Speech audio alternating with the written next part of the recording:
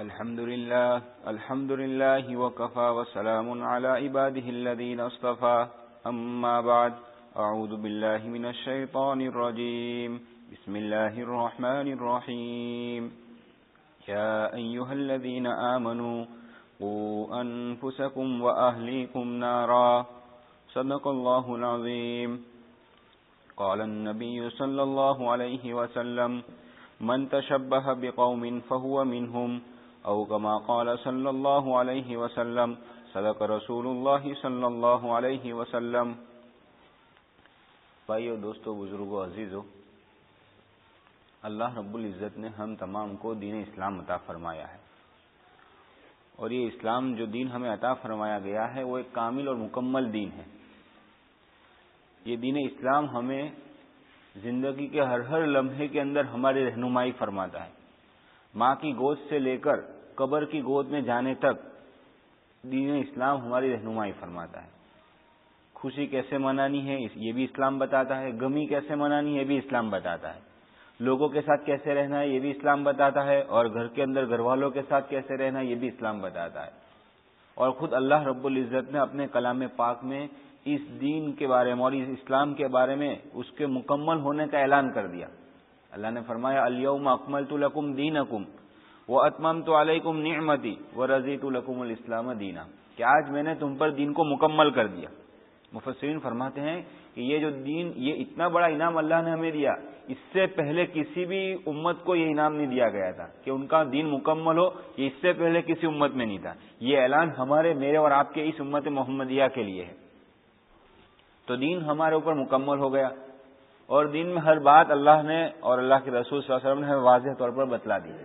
خوشی کیسے منانا یہ بھی بتلا دیا، غمی کیسے منانا یہ بھی بتلا دیا۔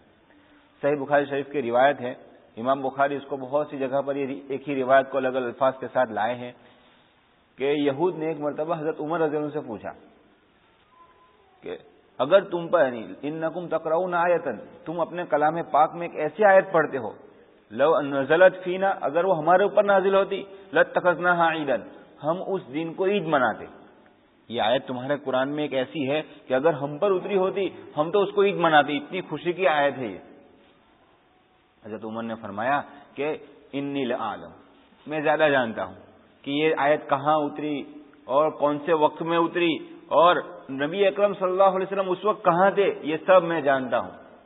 کہا کہ یہ آیت عرفہ کے اندر اتری، اور کہا کہ جمعہ کا دن تھا اور نبی اکرم صلی اللہ علیہ وسلم وہاں عرفہ کے اندر تھے، ہم سب وہاں پر وقوف میں تھے۔ تو کہا کہ اس وقت یہ آیت الیوم اکملت لکم اتری۔ محدثین نے عجیب بات کہی کہ دیکھو، سوال کرنے والے یہود نے کیا کہا کہ اگر ہم پر اتری ہوتی تو ہم تو اس کو خوشی اور عید کا دن بنا لیتے۔ حضرت عمر نے کب اتری وہ بتا دیا، اس کی وجہ بتلا دی۔ گویا کہ حضرت عمر رضی اللہ عنہ یہ بتلانا چاہتے ہیں کہ تم تو اپنی طرف سے خوشی منا دے، کہ بھائی ہم پر اترتی تو ہم خوشی مناتے اپنی طرف سے۔ کہا کہ اللہ رب العزت نے تو ہمارے لیے پہلے سے خوشی کے دن طے کر دیا تھا اور اسی دن اتارا۔ ایک تو جمعہ کا دن تھا، جمعہ کا دن ہفتے کی عید کہلاتی ہے، اور ساتھ میں وہ عرفہ کا دن تھا، 9 ذی الحجہ، جس دن حاجی عرفہ کے اندر تھے، عید سے اگلے والا، گویا کہ وہ بھی عید کا دن ہے۔ تو گویا کہ دو عید جمع تھی، اس دن اللہ نے اس آیت کو اتارا۔ تو تم تو اپنی طرف سے عید بناتے، اپنی طرف سے عید کو گھڑتے، ہمارے اللہ نے تو دو دن کے عید کے وقت میں آیت کو اتارا۔ گویا کہ حضرت عمر یوں کہنا چاہتے ہیں کہ تم تو بھائی خود اپنی چاہت سے عید مناتے، ہمارے رب نے تو ہمارے لیے عید اور خوشی کا موقع پہلے سے طے کر رکھا ہے۔ حدیث نے جیسے فرمایا ان لکل قوم عید وہذا عیدنا، ہم کہا کہ ہر قوم کا کوئی خوشی کا دن ہوتا ہے جس دن وہ خوشی مناتے ہیں۔ کہا کہ ھذا عیدنا، یہ 2 دن ہیں، عید الفطر اور عید الاضحیٰ، یہ ہمارے خوشی کے دن ہیں۔ پتا چلا کہ بھائی خوشی کے دن بھی شریعت نے پہلے سے طے کر رکھے، ہمیں اپنی طرف سے خوشی کا کوئی دن بنانے کی بھی ضرورت نہیں، اور دوسروں کے خوشی کے دنوں میں شریک ہونے کی بھی ضرورت نہیں۔ تو ایک بات پہلی یہ سمجھو، مجھے آپ کو اور کوئی بات کہنی ہے، اس سے پہلے کچھ باتیں سمجھانی ہے۔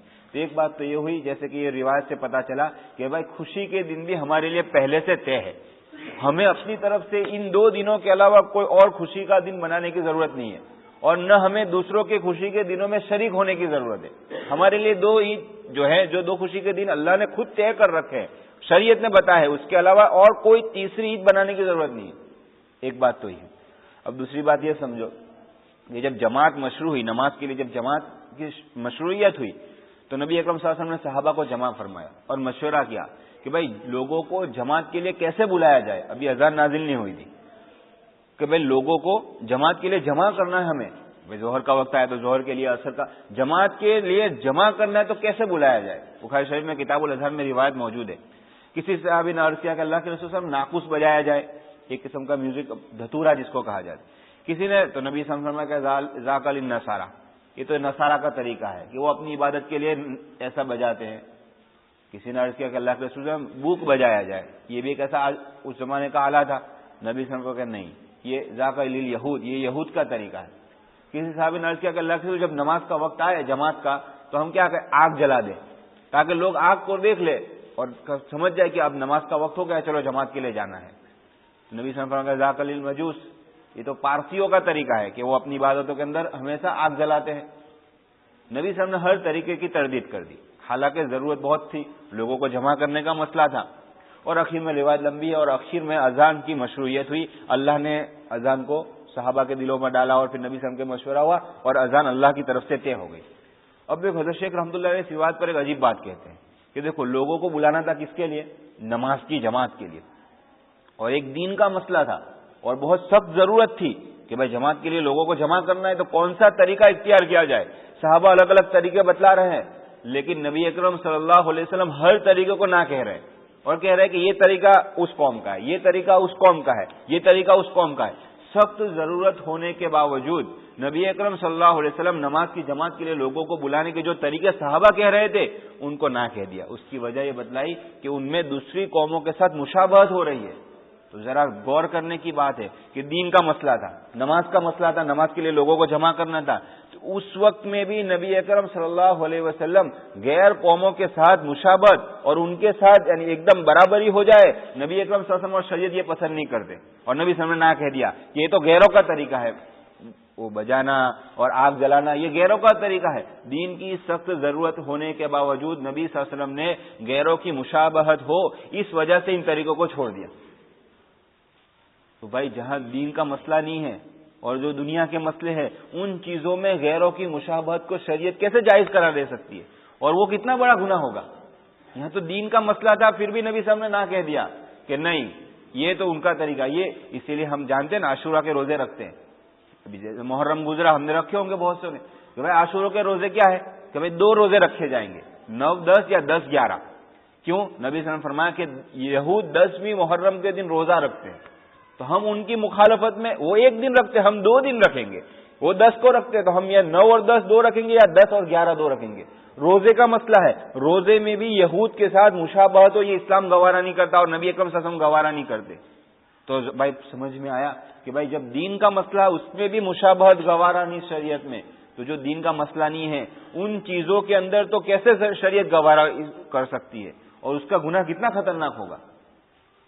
تو حدیث پاک میں فرمایا من تشبہ بقوم فہو منہم، جو جس قوم کی مشابہت اختیار کرے گا، جو جس قوم کے طریقوں کو اپنائے گا اس کا حشر قیامت میں انہی لوگوں کے ساتھ ہوگا. اتنی خطرناک بات ہے.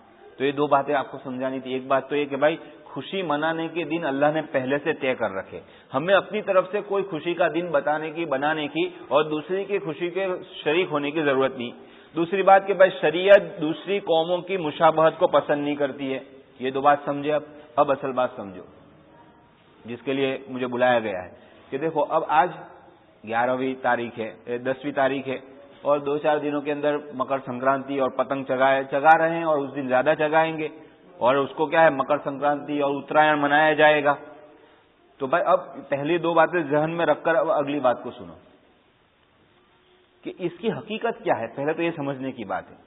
دیکھو ہمارے یہاں تو 14 جنوری کو پتنگ اترائن منایا جاتا ہے، لیکن ہمارے صوبے ہمارے اسٹیٹ کے علاوہ دوسرے اسٹیٹوں کے اندر دوسرے ملکوں کے اندر جیسے پاکستان ہے ان جگہوں کے اندر وہ جو ہے وہ بسنت پنچمی جس کو ہم بسنت پنچمی کیلنڈر کہتا ہے اس دن وہ لوگ پتنگ کا دن مناتے ہیں. ہمارے یہاں 14 جنوری ہے. یہ صرف گجرات کے اور کچھ علاقوں میں ہے، ورنہ اکثر جگہ کے اندر لوگ وسنت پنچمی جو ان کا تہوار ہے جو فروری کے پہلے ویک میں ہے اس دن پتنگ چگاتے ہیں. تو یہ وسنت پنچمی جس کو اردو میں بسنت کہا جاتا ہے، تو یہ بسنت کی حقیقت کیا ہے وہ پہلے سمجھو. تو اسلام کے ایک قابل قدر مورخ گزرے ہیں اور جو بہت بڑے سائنٹسٹ بھی تھے، ان کا نام ہے ڈاکٹر ابو ریحان البیرونی. وہ آج سے تقریباً 1000 سال پہلے گزرے ہیں.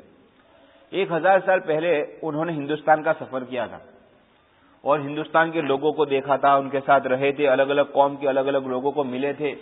ان سب کے بعد انہوں نے ایک پورا اپنا سفر نامہ لکھا کہ بھائی میں نے یہ سفر میں کیا دیکھا، کیا کیا.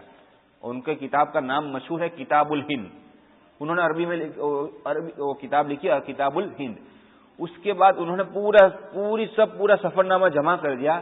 اس کے بعد وہاں پر ایک چھوٹے 76 نمبر کا ایک چیپٹر بنایا ہے انہوں نے اس کتاب کے اندر. اس میں لکھا ہے کہ عیدین اور خوشی کے دن، کہ جو میں ہندوستان میں گیا وہاں میں نے عید کے دن بھی دیکھے اور دوسرے خوشی کے دن بھی دیکھے، تو کون سی دن کون سا تھا، کون سے دن میں کون سی قوم خوشی مناتی تھی. اس کے اندر بسنت کا نام بھی لکھا ہے کہ ایک بسنت نام کا ایک تہوار ہے جو ہندو لوگ مناتے ہیں، اور اس دن وہ کیا ہے، عید اور خوشی کا دن مناتے ہیں.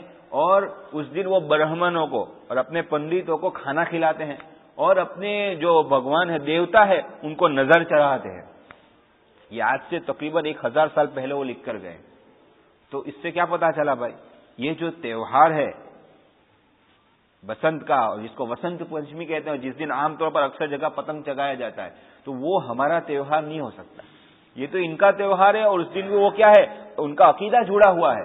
اور ویکیپیڈیا ایک سائٹ ہے جو ہر چیز وہاں پر آپ لکھو گے، ابھی بھی انٹرنیٹ جاننے والے کہ وہاں لکھیں گے وسنت پنچمی تو وہ پوری تاریخ آ جائے گی کہ بھائی وسنت پنچمی کیا ہے. اس میں لکھا کہ اس دن ہندو لوگوں کا یہ تہوار ہے اور وہ اس دن اپنی جو علم، نالج، شکشن کی دیوی ہے سرسوتی جس کو کہتے ہیں، اس دن وہ لوگ سرسوتی کی پوجا کرتے ہیں.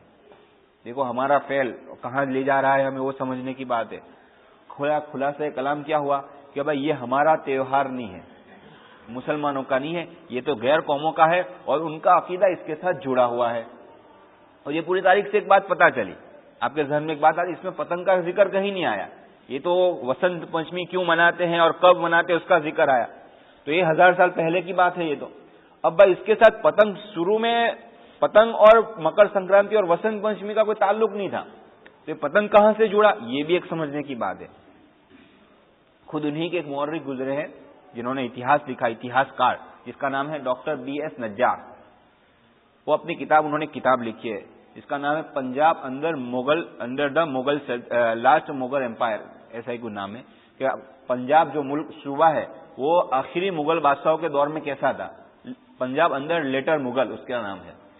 اس کے اندر وہ لکھتے ہیں کہ 17ویں صدی کے اندر، کہا کہ تقریباً شاید 1734 کا زمانہ تھا قریب کا. اس وقت میں جو پنجاب، اس وقت تو پورا ہندوستان ایک تھا، تو اس وقت وہاں پر پنجاب کے علاقوں کے اندر میں ایک گستاخ رسول جس کا نام بھی انہوں نے لکھا ہے حکومت رائے یا اور کوئی نام لکھا ہے، بعض نے الگ نام لکھا ہے، انہوں نے حکومت رائے نام لکھا ہے. اس نے نبی اکرم صلی اللہ علیہ وسلم کی شان میں اور حضرت فاطمہ رضی اللہ عنہا کی شان میں گستاخانہ کلمات کہے اور آپ صلی اللہ علیہ وسلم کی توہین کی. اس نے حضرت فاطمہ کی اس نے توہین کی، چونکہ اس وقت مغل بادشاہ تھے اور مسلمانوں کا زمانہ تھا. زکریا خان اس وقت اس صوبے کا گورنر تھا. اس کو سامنے واقعہ آیا کہ ایک لڑکا ہے جو نبی اکرم صلی اللہ علیہ وسلم کی شان میں گستاخی کر رہا ہے اور حضرت فاطمہ کی شان میں گستاخی کر رہا ہے. اس کو پکڑایا گیا اور اس کے بعد اس کو کوڑے مارے گئے اور اس کو سزائے موت دی گئی. اب سزائے موت کیوں دی گئی؟ اس نے نبی اکرم صلی اللہ علیہ وسلم کی شان میں نازیبا کلمات کہے تھے. اب جو نان مسلم تھے، اس کی برادری والے جو لوگ تھے، اب جس دن پھانسی دی گئی وہ وسنت پنچمی والا دن تھا. جو کون سا دن تھا جو وسنت پنچمی کی تاریخ میں پہلے بیان کر چکا ہوں، وہ اسی دن اس کو پھانسی دی گئی. اب کیا ہوا، اس کے بعد جب جو لوگ اس کے اندر شامل تھے تو غیر مسلموں نے ان تمام کو مار ڈالا. اور جب ان کا حکومت پر غلبہ ہوا اور ان لوگوں نے جب فتح کر لیا، رنجیت سنگھ وغیرہ نے، تو اس وقت انہوں نے کیا کیا کہ وہاں اس کی سمادھی، جہاں اس کو پھانسی دی گئی تھی وہاں اس کی ایک سمادھی بنائی جو آج بھی وہاں لاہور میں موجود ہے. اور اس کی پھانسی کی جگہ کے اندر جہاں اس کی سمادھی تھی، اس جگہ کے اندر ان لوگوں نے میلہ لگانا شروع کر دیا. ہر سال جب بھی وہ وسنت پنچمی کا دن آتا اس وقت وہ میلہ لگاتے اور وہاں وہ لوگ پتنگ چگانا شروع کر دیا. تو اب یہ وسنت اور پتنگ مل گئے، مکر سنکرانتی اور پتنگ اور وسنت پنچمی اور پتنگ اس طرح ملے. اب کیا ہوا، بس وہاں سے چل پڑا یہ سلسلہ. تو ہر سال آج بھی وہاں یہ جب بھی موقع آتا ہے 4 فروری کا، تو وہ وسنت پنچمی کا دن ہوتا ہے اور وہ لوگ وہاں پورا میلہ لگاتے ہیں اور اس وقت وہاں پتنگیں چگائی جاتی ہے اور پتنگ کا ایک پورا فیسٹیول منایا جاتا ہے. تو گویا کہ خلاصہ کلام کیا ہوا بھائی کہ وسنت پنچمی ہو، مکر سنکرانتی ہو اور پتنگ چگانا ہو، یہ تو غیروں کا طریقہ تو ہے ہی. اس سے خطرناک بات کیا ہے؟ نبی اکرم صلی اللہ علیہ وسلم کی شان میں گستاخی کرنے والے کی یاد میں یہ لوگ پتنگ چگاتے ہیں. ذرا مسلمان اس بات کو نہیں سمجھ رہے ہیں. ہم سمجھے کہ پتنگ چگا لیا، کیا ہوا، کیا گزرا. یہ تو پتنگ کہاں سے شروع ہوا، میں نے پوری تاریخ آپ کو حوالے کے ساتھ بتلا دی کہ یہ تو نبی صلی اللہ علیہ وسلم کی شان میں گستاخی کرنے والے کی یاد کے طور پر ہندوؤں نے اور نان مسلموں نے پتنگ چگانا شروع کیا تھا اور وہاں سے پتنگ چلا آیا ہے. تو کیا ایک مسلمان جو عاشق رسول کا دعویٰ کر رہا ہے وہ گستاخ رسول کی یاد میں پتنگ منائے؟ کیسے ہو سکتا ہے؟ اور ہم کہیں کہ ہم تو ایسے ہی تفریح کے لیے مناتے ہیں، تو یہ بھی بات غلط ہے بھائی. یہ پتنگ یہ تو ایک بڑا گناہ، اس سے بڑا گناہ کوئی ہو سکتا ہے کہ گستاخ رسول کی یاد میں یہ تہوار تو منایا جاتا ہے، اس کے ساتھ ساتھ اس کے اندر کیا ہے بھائی؟ پتنگ خریدے گا، روز رسی خریدے گا، پھرکی خریدے گا اور دوسرے سب. اس کے اندر اسراف ہے. کیا ہے؟ اسراف، زیادہ یعنی فضول خرچ ہے. اور قرآن کیا کہتا ہے؟ ان المبذرین کانوا اخوان الشیاطین. اسراف کرنے والے، بغیر جگہ کے خرچ کرنے والے شیطان کے بھائی ہے. شریعت اسراف کو پسند نہیں کرتی. یعنی اگر وضو کر رہے ہیں، وضو شریعت کا مسئلہ ہے، وضو میں ایک حصے کو کتنی بار دھونا ہے؟ ہاتھ کو، پیر کو کتنی بار؟ 3 بار. اگر چوتھی بار دھو لیا تو چوتھی بار جو پانی استعمال کیا یہ بھی اسراف میں شامل ہے. اس کے اندر بھی گناہ ہوگا کہ پانی اتنا زیادہ کیوں بہایا؟ 3 بار کہا تھا، 3 ہی بار کرو. تو اس شریعت تو وضو میں بھی اسراف پسند نہیں کرتی ہے، تو یہ سب پیسے خرچ کریں گے وہاں اسراف کیسے شریعت پسند کرے گی؟ تو اسراف کا گناہ، فضول خرچی کا گناہ، وقت برباد ہو رہا ہے اس کا گناہ، بے پردگیاں ہو رہی ہے، ایک اوپر کوئی ڈھابے پر چڑھ رہا ہے اور دوسرے کے گھر کے اندر نظر ڈال رہا ہے، وہاں سے عورتیں اوپر آ رہی ہے اور یہ ایک دوسرے کو دیکھ رہے ہیں، بے پردگی کا گناہ ہو رہا ہے. قرآن تو یوں کہہ رہا ہے کہ آپ مومن مردوں اور عورتوں سے کہہ دیجئے اپنی نظروں کو نیچے رکھیں. تو یہ گناہ اور یعنی کتنے گناہ گنوائے جائیں اس کے اندر. بہت سے علماء نے 11 گناہ گنوائے ہیں ایک پتنگ چگانے کے اندر. کتنے گناہ؟ 11 گناہ. اور سب یہ گناہ تو چلو بات کی بات، سب سے پہلا گناہ جو میں نے بتایا سب سے بڑا گناہ کہ نبی صلی اللہ علیہ وسلم کی شان میں گستاخی کرنے والے کی یاد میں یہ تو تہوار منایا جاتا ہے. تو یہ گناہ کم ہے بھائی؟ پھر ہم کیوں اس میں شریک ہوئے؟ کتنے کتنے گناہ ہیں. اور بھائی ساتھ میں کیا ہے؟ جان کا، مال کا نقصان ہو رہا ہے. جب 14 جنوری جائے گی، 15ویں تاریخ تو شاید اخبار کا ہالیڈے ہوگا، 16ویں تاریخ کو دیکھنا نیوز پیپر اٹھا کر کہ اتنے مرے، یہاں رسی کٹنے سے اس کی موت ہو گئی، وہاں اس کی موت ہو گئی، وہ پتنگ دیکھنے میں اوپر اوپر سے چلا جا رہا تھا، اس کے ساتھ ٹکرا گیا، لائٹ کا کھمبے کے ساتھ ٹکرایا، چھت پر سے گرا. کتنے؟ گزشتہ سال سندیش کی رپورٹ میں آپ کو بتاؤں، گزشتہ 14 جنوری کو صرف سورت شہر کے اندر کہا کہ 14 جنوری کو صرف سورت سٹی کے اندر 100 سے زیادہ لوگ مکر سنکرانتی کے اندر زخمی ہوئے اور کتنے مر گئے صرف سورت سٹی کے اندر. اور کہا کہ 700 سے زیادہ پرندے زخمی ہوئے تھے رسی کے اندر آنے سے، پتنگ کے اندر آنے سے. 700 سے زیادہ پکشی، پرندے صرف سورت سٹی کے اندر ایک دن کے اندر زخمی ہوئے. تو کیا اسلام اس کی اجازت دیتا ہے؟ اسلام تو ہمیں یوں کہہ رہا ہے کہ اگر ہم نے کوئی جانور پال کر رکھا ہے ہمارے گھر کے اندر، اگر اس کو وقت پر کھانا بھی اگر ہم نے نہیں دیا، اللہ قیامت میں اس کے بارے میں بھی ہم سے پوچھ کرے گا.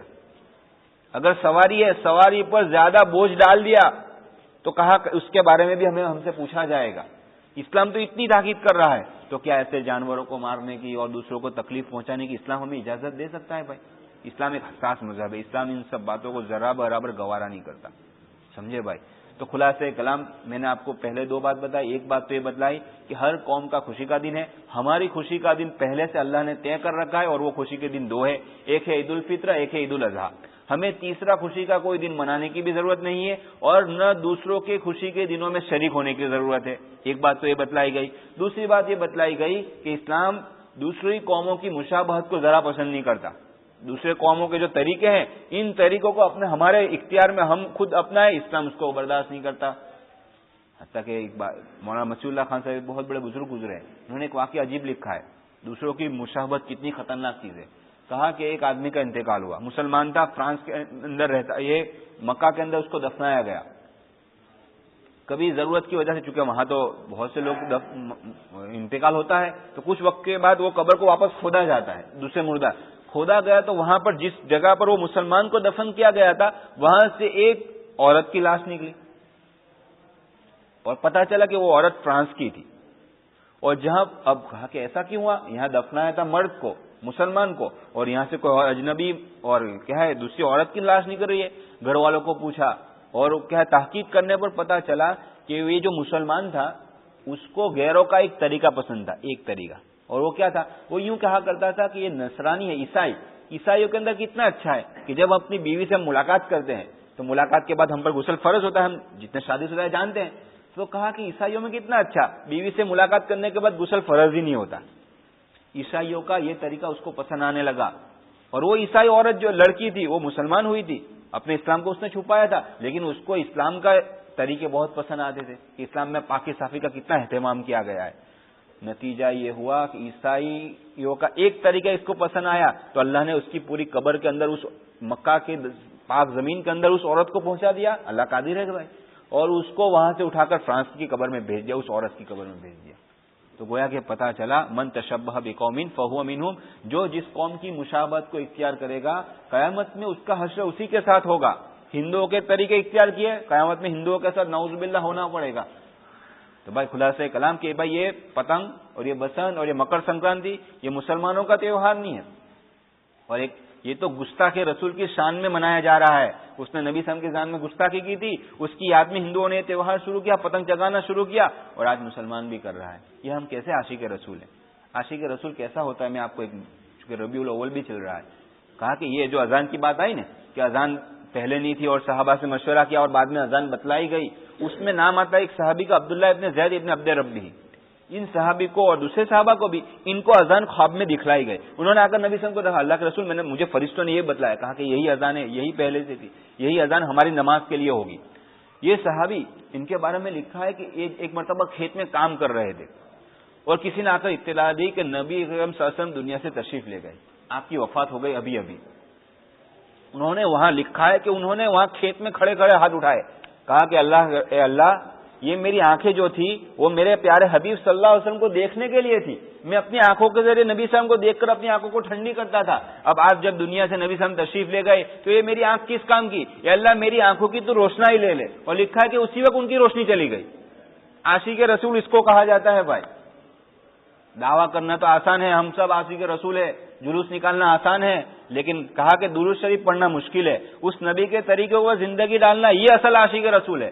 سوچے ہم میں سے ہر ایک، میں نے اپنے نبی پر، آج جمعہ کا دن ہے اور صبح سے لے کر یعنی ہمارا دن شروع ہوتا ہے مغرب سے لے کر ابھی تقریباً 1:30 بجنے آیا، میں نے اپنے پیارے حبیب صلی اللہ علیہ وسلم پر کتنی مرتبہ درود بھیجا؟ اس کے احسان کم ہے ہم پر؟ ہم نے کتنی مرتبہ درود بھیجا؟ ہم ذرا سوچ لیں۔ عاشق رسول ایسے ہوتے ہیں، اور جس نبی کی زندگی میں پوری زندگی جس کے گھر میں دیا نہیں جلا اور اس نبی کی یاد میں روشنی کرنا، یہ کیا نبی کے عاشق ہونے کا دعویٰ ہے؟ اور یہ ایسے کاموں سے نبی خوش ہوگا؟ نبی تو یوں یعنی کہا یعنی کتنا فضول خرچی، میں نے کہا قرآن یوں کہہ رہا ہے فضول خرچی کرنے والے تو شیطان کے بھائی ہے، تو کیا یہ ایسی روشنی؟ میرے بھائی کیا بتایا آپ کو، یہ مظفر نگر کے حالات کبھی بیان کر چکا ہوں ہمارے ہندوستان کے، آج وہاں حال ہے، وہاں کی ٹھنڈی، یو پی کی جو جانتے ہیں وہ لوگ، کہا کہ یو پی کی ٹھنڈی میں وہ لوگ کیمپ میں جو رہ رہے ہیں ان کے پاس اپنے بچوں کو ٹھنڈی سے بچانے کے کپڑے بھی نہیں ہیں، اور ٹھنڈی سے بچے مر رہے ہیں۔ بھائی اور یہاں ہم ایسے چراغوں کے اندر اور ان سب ڈھول ڈھالوں کے اندر اپنے پیسوں کو برباد کر رہے ہیں، یہ کیسا انصاف ہوگا؟ ہمارے مسلمان بھائی ہے اور وہ کیا ہے ٹھنڈی سے مر رہے ہیں۔ وہ سیریا کے حالات -7 کی ٹھنڈی ہے وہاں، -7 +7 ہمارے یہاں نہیں ہوئی ابھی، 9 کی ٹھنڈی تھوڑے دن پہلے تھی، کتنے دھوج گئے تھے ہم، -7 کی ٹھنڈی، اور وہ لوگ ایک تمبو کے اندر رہ رہے ہیں اور ان کے معصوم بچے رو رہے ہیں، بھائی مر رہے ہیں۔ اور وہاں کا حال یہ ہے بھائی، جانے والوں نے یوں بتایا کہ وہاں کھانے کی کوئی چیز ہی نہیں ہے، بلی اگر پکڑی جاتی ہے تو اس کو کاٹ کر کھاتے ہیں، کتا اگر مل جاتا ہے تو اس کے علاوہ کھانے کی کوئی چیز ہی نہیں ہے۔ تو بھائی ایسے لوگ مسلمان ہمارے بھائی مر رہے ہیں ٹھنڈی کے مارے، کپڑوں کے مارے، اور ہم ایسے چراغ جلانے میں اور جلوس جلانے میں اللہ کے رسول کو قیامت میں ہم کیا منہ دکھائیں گے؟ بھائی کیا میرا دن اس لیے تھا؟ ذرا سوچو، نبی صلی اللہ علیہ وسلم کی 63 سال کی زندگی اور صحابہ بعد میں 100 سال رہے، ان 63 سالوں میں نبی نے ایک مرتبہ جلوس نکالا ہو تو کوئی بتا دے؟ صحابہ نے 100 سال میں ایک، تو کیا ہم صحابی سے بڑھ کر ہو سکتے ہیں؟ وہ صحابہ کا حال میں نے بتایا کہ یہ آنکھ جس کے لیے تھی وہ آنکھ اللہ تو لے لے، اور اللہ نے آنکھ لے، یہ عاشق رسول ہوتے ہیں بھائی۔ اگر ہم چاہتے ہیں سچے عاشق رسول، ہم سب کو اللہ بنا لے۔ درود شریف پڑھو، آج بھی دنیا میں ہمارے یہاں ایسے لوگ موجود ہیں ایک دن میں 30 ہزار مرتبہ درود شریف پڑھتے ہیں، میں خود ان سے مل چکا ہوں اور ایسے آدمی اسی لیے میں کہہ رہا ہوں۔ بچے ایسے موجود ہیں 8 ہزار مرتبہ درود شریف پڑھتے ہیں، اور ہم کو 100 مرتبہ درود شریف پڑھنے کی توفیق نہیں ہو رہی ہے۔ تو کیا پورے سال میں ایک دن منا لیا اور عاشق رسول ہو گئے ہم؟ نہیں بھائی، ایسے عاشق رسول نہیں. عاشق رسول تو وہ ہے جو صحابہ تھے. ایسے عاشق رسول بنے ہم کہ بھائی اللہ کے رسول ہم سے خوش ہو جائے. جو کہا فرمایا کہ جو جتنا مجھ پر زیادہ درود پڑے گا قیامت میں وہ مجھ سے اتنے زیادہ نزدیک ہوگا. بتاؤ بھائی ہے کہ نہیں. تو خلاصہ کلام میں تو اور کچھ بات کہہ رہا تھا کہ بھائی یہ پتنگ چگانا, یہ بسنت پنچمی اور یہ مکر سنکرانتی, یہ بھائی ہمارا طریقہ نہیں ہو سکتا ہے, یہ تو غیروں کا طریقہ ہے. اور کہا کہ جو جس قوم کی مشابہت کرے گا قیامت میں اس کا حشر اسی کے ساتھ ہوگا. اور کہاں سے شروع ہوا, جو لوگ بعد میں آئے کہا کہ یہ پتنگ چگانا کہاں سے شروع ہوا, یہ تو وہ نبی صلی اللہ علیہ وسلم کی شان میں جس نے گستاخی کی تھی اس کو جب پھانسی دی گئی, اور وہ دن کیا تھا, وہ پتنگ والا دن تھا بسنت پنچمی, اس دن سے لے کر ان لوگوں نے میلہ لگانا شروع کیا اور پتنگ چگانا شروع کیا. تو یاد رکھے جو بھی آدمی پتنگ چگائے گا وہ آدمی گویا کہ نبی صلی اللہ علیہ وسلم کی شان میں گستاخی کرنے والے کی یاد میں شریک ہو رہا ہے. بہت سے لوگ کہتے ہیں موسیٰ ہم تو نہیں کرتے, ہمارے بچے چھوٹے ہیں, کیا کریں. قرآن کیا کہہ رہا ہے, جو آیت میں نے پڑھی تھی, فرمایا قرآن کہہ رہا ہے یا ایھا الذین آمنوا قوا انفسکم واہلیکم نارا, اے ایمان والو اپنے آپ کو اور اپنے گھر والوں کو, اپنے اہل و عیال کو جہنم کی آگ سے بچاؤ.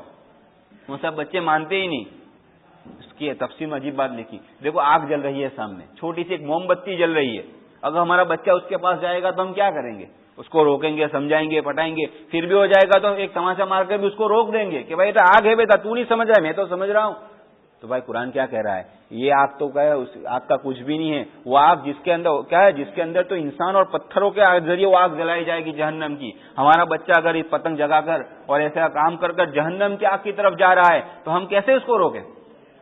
ہمارے لیے اب ایک دنیا کی آگ کے لیے ہم کتنے جو روکتے ہیں کہ بچے کو سمجھائیں گے, ماریں گے, پیٹیں گے, باندھ دیں گے اس کو, کسی بھی طرح وہ موم بتی کو نہ پکڑ لے. اتنی چھوٹی سی آگ ہمارا بچہ پسند نہیں کرتے ہم کہ ہمارا بچے کے اتنی چھوٹی آگ لگ جائے. وہ جہنم کی آگ میں اگر ہمارا بچہ اسی طرح پتنگ جگاتا رہا اور اللہ کے رسول کی شان میں گستاخی کرنے والوں کے کام میں شریک ہوتا رہا تو اس کا کیا ہوگا بھائی.